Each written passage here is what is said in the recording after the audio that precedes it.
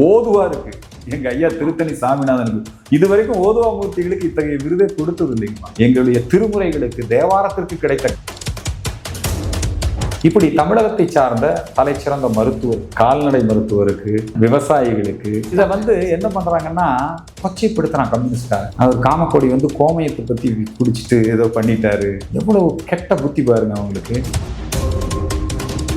ஏங்க ஓதுவா மூர்த்திக்கு விருது கொடுத்துருக்காங்க. இது இந்தியாவில் எப்படி செங்கோலை கொண்டு போய் நம்ம பார்லிமெண்ட்ல வச்சோமோ அது மாதிரி இன்னைக்கு எங்களுடைய தமிழ் வேதங்களுக்கு கிடைத்த அங்கீகாரமா நான் உண்மையிலேயே நரேந்திர மோடிக்கு நன்றி, இந்திய அரசுக்கு நன்றி. இந்த வைத்தறிச்சல்ல செத்துட்டான் பாருங்க இந்த கம்யூனிஸ்ட்காரன், இந்த தீக்காக்காரன். தமிழ்நாட்டில் ஏகாம்பரேஸ்வரர் கோயிலில் இப்போதான் கும்பாபிஷேகம் நடந்தது. தெய்வ விக்கிரகங்கள் செய்யப்பட்டது. அந்த விக்கிரகங்கள் அதில் ஒரு பொட்டு தங்கம் கூட இல்லைன்னு சான்றிதழ் கொடுத்து, அப்போ அதுக்காக வசூலிக்கப்பட்ட தங்கம் என்னாச்சு, அது எங்கே போயிருக்குது? இந்த மாதிரி தங்க திருட்டு ஆலயங்களிலே நடைபெறுவது என்பது ஒரு இந்த அமெரிக்கா எங்கள் நாட்டில் நாங்கள் யாருக்கிட்ட பெட்ரோல் வாங்கணும், நாங்கள் என்ன பண்ணணுங்கிறத அமெரிக்கா நிர்பந்தப்படுத்தி நாம் பணியக்கூடாது. வேறு வாய்ப்புகளை ஏற்படுத்துவோம். ஜெய்சங்கர் கிளியராக சொன்னார். இந்த தமிழ்நாடு முழுக்க இருக்கக்கூடிய இந்த சிட்கோ இந்த எல்லா இடங்கள்லையும் நிறைய வேலை வாய்ப்பை கொடுக்க போகுது. நமக்கு நிறைய வர்த்தகம் கிடைக்க போகுது. நாங்கள் அமெரிக்காவுக்கு தான் ஏற்றுமதி பண்ணுவோம். நம்ம பொருள் மேலே அவன் வரி விதிச்சான். இப்போ அதுக்கு மாற்று வழி இன்றைக்கு திறந்து விட்டது.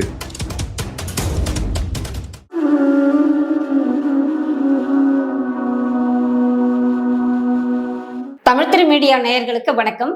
இன்றைய நேர்காணலில் நம்முடன் இணைந்திருக்கிறார் இந்து மக்கள் கட்சியினுடைய தலைவர் திரு அர்ஜுன் சம்பத் அவர்கள். வணக்கம் சார். தமிழ் திரு நேயர் அனைவருக்கும் என்னுடைய அன்பான வணக்கங்கள், வாழ்த்துக்கள். சார், இந்த 2026 குடியரசு தினத்தன்னைக்கு நம்முடைய பாரத பிரதமர் மோடி அவர்கள் என்ன பண்ணியிருக்காரு, தமிழகத்துக்கு ஒரு சில விருதுகளை வழங்கி கௌரவிச்சிருக்கிறார். விருதுகள் வழங்கப்படும். ஆமாங்க சார். அதுல ஐஐடியினுடைய இவருக்கு கொடுத்து பாரத பிரதமர் நரேந்திர மோடியினுடைய அரசாங்கம் பொறுப்புக்கு வந்த பிறகு ஒரு காலத்துல விருதுகள் என்று சொன்னாலே விருதுகள் அந்த விருதுகளுக்கு உரியவர்களுக்கு போய் சேர்ந்திருக்கிறதா என்று சொன்னால் கிடையாது. எல்லாம் எந்த கண்ணோட்டத்தில் கொடுப்பாங்கன்னா அரசியல் கண்ணோட்டத்தில் தான் விருதுகள் சாமானியர்களுக்கு அந்த விருது கிடைக்காது. இன்னும் சொல்ல போனா எதிர்கட்சிகளுக்கு கூட விருது கொடுக்க மாட்டாங்க. இப்போ நீங்க பிஜேபி வந்த பிறகு பார்த்தீங்கன்னா இன்னைக்கு அச்சுதானந்தனுக்கு பத்மஸ்ரீ விருது கொடுத்துருக்காங்க. அச்சுதானந்தன் கம்யூனிஸ்ட் கட்சி வெல் நோன் பிஜேபி எதிர்ப்பாளர். அதே மாதிரி சரத்பவார் கொடுத்தாங்க. ஆக எதிர்கட்சி, அந்த கட்சி, ஆளுங்கட்சி, இன்ன ஜாதி, இன்ன மதம் அப்படியெல்லாம் நம்ம பார்க்காம பாரத பிரதமர் நரேந்திர மோடி அவர்களுடைய ஆட்சியிலே பத்ம விருதுகள் தகுதியும் திறமையும் உள்ளவர்களுக்கு இந்த விருதுகள் சேர்ந்திருக்கிறது. தமிழகத்துக்கு நிறைய கொடுத்திருக்கிறாங்க சார். ஊட்டி பகுதியில ஒரு ஓவியர், அவர் பார்த்தீங்கன்னா குடிசையில் இருக்கிறார். அந்த ஓவியருக்கு இந்த பத்ம விருது. அவங்க அடுத்து தன்னுடைய பெண் குழந்தைக்கு காலேஜில் கட்டுறதுக்கு பணம் இல்லை. ஆனால் அந்த ஓவியருடைய திறமையை கண்டுபிடித்து அதுக்கு ஒரு பத்ம விருது கொடுத்துருக்காங்க. அதே மாதிரி நம்ம ஐயா ஹண்டே, சுதந்திர போராட்ட வீரர், மிகப்பெரிய ஒரு எம்ஜிஆர் மந்திரி சபையில் எல்லாம் மந்திரியாக இருந்திருக்காரு, ராஜாஜியினுடைய சீடர், என்ன அவருக்கு இந்த பத்ம விருது. அதே மாதிரி தான் இந்த கல்வி நிறுவனங்கள்லேயே ரொம்ப ஒரு தலைச்சிறந்த இந்தியாவினுடைய உயர் தொழில்நுட்ப கல்வி நிறுவனம் சென்னைனா அந்த ஐஐடிக்கு ஒரு பெரிய அதனுடைய இயக்குனராக இருக்கிறவர். அவர் ஒரு மிகப்பெரிய அறிவாளி, விஞ்ஞானி. அவருக்கு இந்த பத்மஸ்ரீ விருது கொடுத்துருக்காங்க. எழுத்தாளர் சிவசங்கரிக்கு, மிருதங்க வித்வானுக்கு, ஓதுவாருக்கு எங்க ஐயா திருத்தணி சாமிநாதனுக்கு. இதுவரைக்கும் ஓதுவா மூர்த்திகளுக்கு இத்தகைய விருதை கொடுத்தது இல்லைங்கம்மா. எங்களுடைய திருமுறைகளுக்கு தேவாரத்திற்கு கிடைத்த கௌரவமாக ஐபிஎஸ் விஜயகுமார் அவர் தமிழ்நாட்டினுடைய அந்த அந்த கௌரவம், கம்பீரம். காஷ்மீர்ல போய் அவர் அந்த அரசாங்கத்துக்கு ஆலோசகராக அந்த வன்முறை, தீவிரவாதம், பயங்கரவாதம் இதெல்லாம் முடிவுக்கு வந்தது. ஆர்டிகல் 370 ரிமூவ் பண்ணது. இதுக்கெல்லாம் அவருடைய ஆலோசனையும் ஒரு முக்கியமான காரணம் இங்கே வீரப்பனை பிடிச்சது. இப்படி தமிழகத்தை சார்ந்த தலைச்சிறந்த மருத்துவருக்கு, கால்நடை மருத்துவருக்கு, விவசாயிகளுக்கு இப்படியெல்லாம் விருதுகள் இதை என்ன பண்றாங்கன்னா கொச்சைப்படுத்துறான் கம்யூனிஸ்டார். அவர் காமக்கோடி கோமயத்தை பத்தி குடிச்சிட்டு ஏதோ பண்ணிட்டாரு. எவ்வளவு கெட்ட புத்தி பாருங்க அவங்களுக்கு. அவர் அந்த மைக்ரோசாஃப்ட்ல மிகப்பெரிய ஆராய்ச்சியாளர், சாதனை படைச்சவர். என்னங்க நம்முடைய இந்திய விண்வெளி ஆராய்ச்சி மையம் இஸ்ரோவுக்கு தேவையான விஷயங்கள் மட்டுமல்ல, ஒரு குப்பை அள்ளக்கூடியவர்கள், சுகாதாரத்துறையில் இருப்பவர்கள் அவர்களுக்கு அது எப்படி, அதாவது அந்த அதுக்கான மிஷினரிஸ், இப்படி பல விஷயங்கள்ல உடல் ஊனமுற்றோர்கள் அவங்களுக்கான அந்த உடல் பாகங்களை செய்து கொடுப்பது, மருத்துவம், கல்வி, இப்படி அனைத்து விஷயங்களிலுமே நம்ம சென்னை ஐஐடி பெரிய சாதனை பண்ணியிருக்கு. செமிகண்டக்டர் இதுல அவருக்கு நானோ டெக்னாலஜி அவருக்கு வந்து இந்த விருது கொடுத்ததை எவ்வளவு ஒரு வைத்தறிச்சல்காரன் இந்த கம்யூனிஸ்ட்காரன். அவன் வந்துங்க ஏற்கனவே இந்த சாகித்ய அகாடமி பூரா அவன் தான் கைப்பற்றி வச்சிருந்தான். யார் இந்தியாவை எதிர்த்து எழுதுறானோ, யார் இந்து சமயத்தை எதிர்த்து எழுதுறாங்களோ, யார் பெண் விடுதலை அப்படிங்கிற போர்வையில பெண்களை கொச்சப்படுத்தி ஆபாசமா அருவருக்கத்தக்க வகையில் எழுதுறான், இந்த மாதருபாகம் மாதிரி எழுதுறான் பாருங்க, அவனுக்கு தான் விருது கொடுத்துட்டு இருந்தானுங்க. இப்பதான் அதுக்கும் ஒரு சட்டம் கொண்டு வந்திருக்காங்க நரேந்திர மோடி. முழுக்க கல்வித்துறையும் இந்த சாகித்ய அகாடமி போன்ற அமைப்புகளும் முழுக்க இந்த கம்யூனிஸ்டுக்காரன் கை பண்ணி வச்சுட்டான். அவன் ஒரு ஆள் 2 ஆள் இருந்துக்கிட்டுங்க அவனுக்கே விருது. அதனால இதெல்லாம் வந்து இன்னைக்கு மாறி இருக்கு. தகுதியானவர்களுக்கு விருது போய் சேர்ந்திருக்கு. அவன் கம்யூனிஸ்ட்காரனா, திமுக காரனா, காங்கிரஸ்காரனா அப்படி பார்க்கல. புரியுதுங்களா? எல்லாருக்கும். யாருக்கு ஏங்க ஓதுவா மூர்த்திக்கு விருது கொடுத்துருக்காங்க. இது இந்தியாவில் எப்படி செங்கோலை கொண்டு போய் நம்ம பார்லிமெண்ட்ல வச்சோமோ அது மாதிரி இன்னைக்கு எங்களுடைய தமிழ் வேதங்களுக்கு கிடைத்த அங்கீகாரமா நாங்க பார்க்கணும். கண்டிப்பா ஒரு ஓவியம், அந்த குறும்பா, அந்த அந்த பகுதியில் இருக்கக்கூடிய அந்த ஓவியம் அவருக்கு எவ்வளவு பெரிய அங்கீகாரம். உண்மையிலேயே நரேந்திர மோடிக்கு நன்றி, இந்திய அரசுக்கு நன்றி. இந்த வைத்தறிச்சல்ல செத்துட்டு இருக்கான் பாருங்க இந்த கம்யூனிஸ்ட்காரன், இந்த தீகாக்காரன், இவனுக்கெல்லாம் வைத்தறிச்சல் இருக்கு. இவங்கெல்லாம் என்ன நினைக்கிறாங்கன்னா, அண்ணாதுரைக்கு பாரத் ரத்னா விருது கொடுக்கலாமா? அண்ணாதுரை சுதந்திரமே வேண்டாம், ஈவேராவுக்கு பாரத் ரத்னா விருது கொடுக்கலாமா? இதெல்லாம் ஒரு பொருந்தாம சும்மா அவங்க அப்படி பேசுவாங்க. அதனால இந்த விருதுகள் தமிழகத்தை பெருமைப்படுத்தி இருக்கிறது. அடுத்ததாக தமிழகம் மற்றும் கேரளாவில் இருக்கக்கூடிய கோவில், தமிழகத்தில் எடுத்துட்டிங்கன்னா ரொம்ப ஃபேமஸான கோயில்னு எல்லாருமே சொல்லலாம். காஞ்சிபுரத்தில் இருக்கிற ஏகாம்பரநாதர் கோயில், கேரளாவில் ஐயப்பன் கோயில். ஆண்டுதோறும் வந்து நிறைய லட்சக்கணக்கான பக்தர்கள் அங்கே போவாங்க. இந்த 2 கோயில்லையுமே தங்க திருட்டு நடந்திருக்கிறதா ஒரு செய்தி வந்திருக்குது. செய்தி இல்லை, கேரளாவில் தங்க திருட்டு நடந்தது உண்மை. அதன் காரணமாக இன்னைக்கு அந்த தந்திரியை கைது செய்யப்பட்டிருக்காரு. கேரள மாநிலத்தில் கட்சியினுடைய எம்எல்ஏ, தேவசம் போர்டு மந்திரி, இவங்கெல்லாம் கூட கைது பண்ணியிருக்காங்க. உண்மைதானே? அது இனிமேல் நீதிமன்றத்தில் இருக்குது. அதில் வந்து தண்டிக்கப்பட வேண்டும். திருட்டு போன தங்கம் மீட்கப்பட வேண்டும். இங்கே நீங்கள் தமிழ்நாட்டில் ஏகாம்பரேஸ்வரர் கோயிலில் இப்போ தான் கும்பாபிஷேகம் நடந்தது. தெய்வ விக்கிரகங்கள் செய்யப்பட்டது. அந்த விக்கிரகங்கள் அதில் ஒரு பொட்டு தங்கம் கூட இல்லைன்னு சான்றிதழ் கொடுத்துருக்காங்க. அப்போ அதுக்காக வசூலிக்கப்பட்ட தங்கம் என்னாச்சு? அது எங்கே போயிருக்குது? இந்த மாதிரி தங்க திருட்டு ஆலயங்களிலே நடைபெறுவது என்பது ஒரு கெட்ட சட்டம். இதுக்கு யார் பொறுப்புன்னு நீங்க சொல்றீங்க? ஆளுகின்ற ஆட்சியாளர்கள் தான் பொறுப்பு. அவங்க தான் பொறுப்பு. இந்த திராவிட மாடல் அரசாங்கம் பல இடங்கள்ல பல்வேறு விதமான முறைகேடுகளிலே ஈடுபடுகிறது. அதில் இந்த ஏகாம்பரேஸ்வரர் கோயிலில் தங்கம் திருட்டு நடைபெற்றிருக்கிறது. அதன் மீது நடவடிக்கை எடுக்க வேண்டும் என்பதை நாங்கள் வலியுறுத்துகிறோம். இது சம்பந்தமாக இதுக்கு வந்து யார் பொறுப்புன்னா கவர்மெண்ட் தான் பொறுப்பு. கவர்மெண்ட் தான், ஆனால் அரசு தானே நிர்வாகம் பண்ணுது. அவங்க தான் பொறுப்பு. அவர்கள் மீது நடவடிக்கை எடுக்க வேண்டும் என்கிற வேண்டுகோளை இந்த நேரத்தில் முன்வைக்கிறோம். அந்த தங்கம் வந்து திரும்ப கிடைக்கிறதுக்கு வாய்ப்பு இருக்குமா? திருட்டு தான் நிச்சயமா வாய்ப்பு. எங்கே போய் ஒழிஞ்சிக்க முடியும்? உப்பு தின்னவன் தண்ணி குடிக்கணும், தப்பு பண்ணவன் தண்டனை அனுபவிக்கணும். அதனால நிச்சயமாக இது முதல்ல ஒரு வழக்கா பதிவு செய்யப்படும். வழக்கா பதிவு செஞ்சு உரிய விசாரணை அமைப்புகள் மூலமாக விசாரணை மேற்கொண்டு சட்டப்படி நடவடிக்கை எடுக்கணும். தங்கம் மீட்கப்பட வேண்டும். அடுத்ததான் இந்த 2026 குடியரசு தினத்துல இன்னொரு முக்கியமான நிகழ்வு நிகழ்ந்தது. இதுல ஐரோப்பாவில இருந்து சீஃப் கெஸ்டா வந்து நமது பிரதமர் மோடி அவர்கள் வர வச்சிருந்தாரு. ஸோ அவங்களுடைய வரவு மற்றும் அவங்க என்ன மாதிரியான ஒப்பந்தத்தை எடுத்தாங்க, அதனால நாட்டுக்கு என்ன நன்மை, அதை பத்தி சொல்லுங்க. நம்முடைய குடியரசு தின அணிவகுப்பு உலகத்தினுடைய கவனத்தை ஈர்த்திருக்கிறது. இந்த விழா, அந்த கருடன். ஆமா, இந்த விழா பொறுத்த வரைக்கும் எப்படின்னா, ஐரோப்பிய யூனியன், அந்த ஐரோப்பிய நாடுகள் எல்லாம் இப்போ அவங்களுக்குள்ள ஒரு பொது நாணயத்தை உருவாக்கி, இல்லையா, ஐரோப்பிய யூனியன் அவங்க வந்து ஐரோப்பிய நாடுகள்லாம் அப்படி இணைஞ்சு செயல்பட்டுக்கிட்டு இருக்கிறாங்க. நம்முடைய தேசத்தோட நாம் வந்து இப்போ அமெரிக்கா வந்து நாம் ரஷ்யா கிட்ட என்ன வாங்கினோம்? மோடி ஆட்சிக்கு வந்து இந்த 14 வருடங்களாக ஒரு முறை கூட பெட்ரோல் டீசல் விலை உயர்வு இல்லை.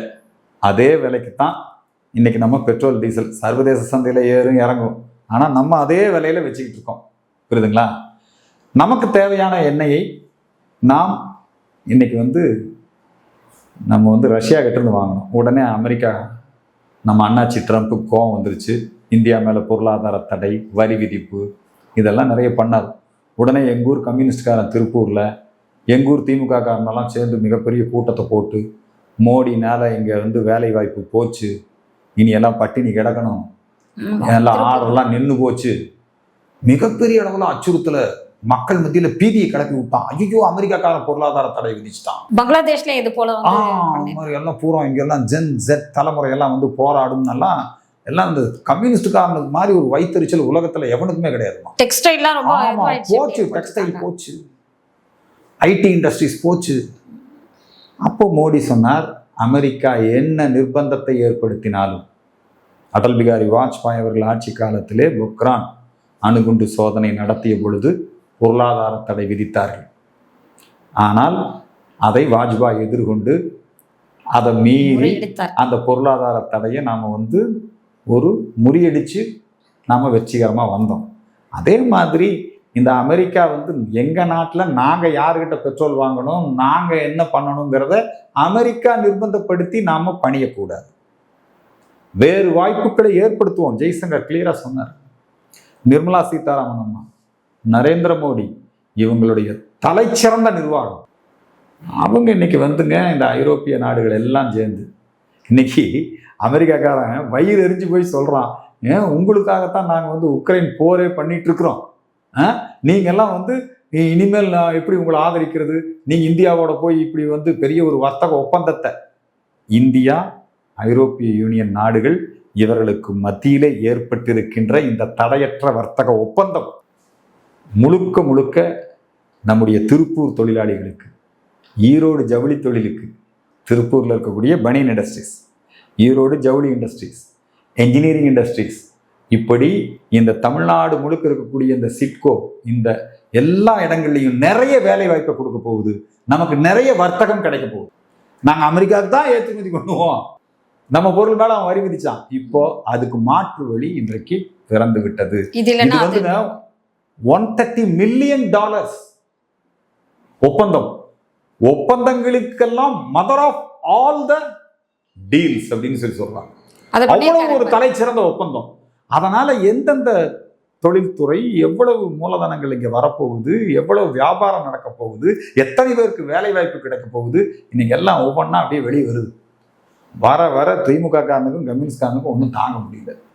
ஏன்னா அவங்க சொன்ன குற்றச்சாட்டு வேற. நரேந்திர மோடியினுடைய ஒரு தலைச்சிறந்த நிர்வாகம் இந்த உலகத்தினுடைய மிகப்பெரிய பொருளாதார சக்தியாக இன்றைக்கு இந்தியா வந்து கொண்டிருக்கிறது. ட்ரம்ப்னுடைய நிர்பந்தம், ஜப்பான பின்னுக்கு தள்ளிட்டோம், நம்ம 3வது இடத்துக்கு வந்திருக்கிறோம். இன்னும் முதலிடத்தை நோக்கி 2047 நம்முடைய பொருளாதாரம், நாம தான் வேர்ல்டுல நம்பர் 1 வரப்போறோம்.